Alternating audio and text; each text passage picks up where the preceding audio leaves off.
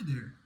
Today we're going to be talking about leadership within teams in the local church. So I will be using quite a few examples from personal experience being director of discipleship and worship at a local church in West Michigan, and using that in understanding why leadership within our teams, especially from a volunteer standpoint, is so important. One of the biggest reasons just off the get-go why it's so important is for buy-in. When you have some skin in the game and you are invested and you are taking ownership of an area in which your team is working, it tends to create more unity within the team. It tends to create better drive and better motivation to accomplish goals. A quote on this from our textbook from Maxwell in my current class on leadership tells us that if everyone doesn't pay the price to win, then everyone will pay the price by losing.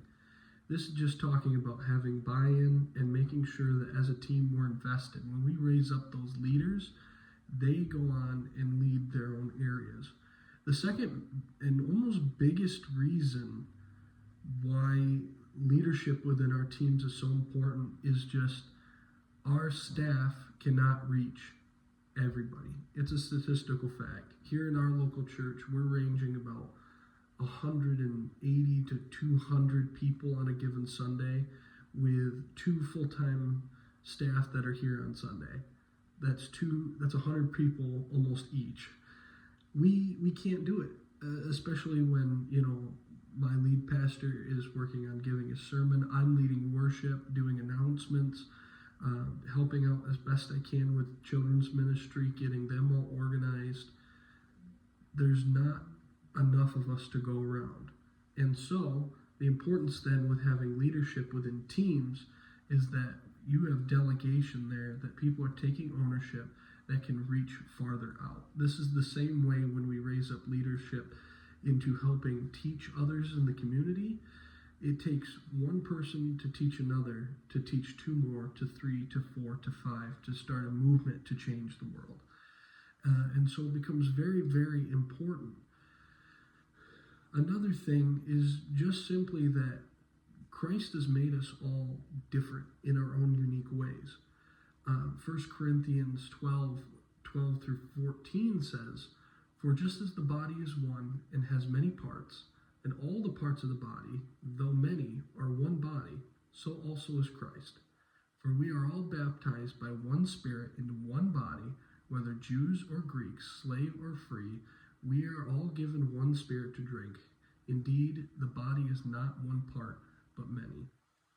In a small church context, this reigns true, especially when seeing leadership potential, because somebody who may have great leadership potential in an area like sound design and media on Sunday may not be the same type of leadership that is needed in your nursery classroom.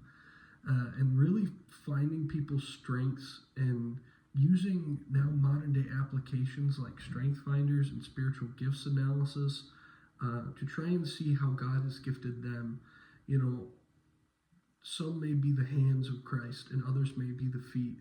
Some may want to be in the background, others may want to be front and center on stage. And where you can use their gifts, you will often find their leadership capability.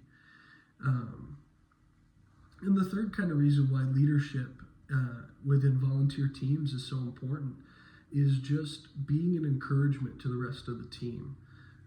A quote I have pulled up here is, "One of the most important jobs of church leaders is encourage and motivating members, staff, and visitors.